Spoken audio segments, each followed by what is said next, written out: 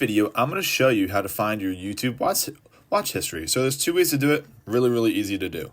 So go ahead and go to your YouTube app, and the only thing you really have to do here is go to the bottom right corner where you see a profile picture. It's usually linked up to your YouTube account because it's all your settings and all that stuff. So go ahead and click the bottom right corner, and here you are. This is your history. This should be set up where you can just see your watch history.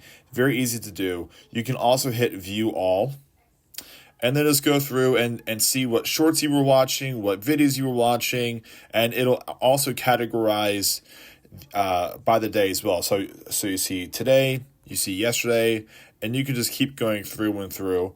Another way to do it is to go up to the gear icon at the top right corner, and then go down to where it says manage all history, and it'll bring you to your Google account.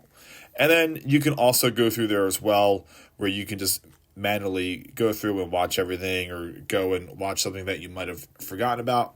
And that's it. That is how you would go about finding your YouTube watch history. It's super easy, super simple. So I hope you guys like the video, and we'll see you next time.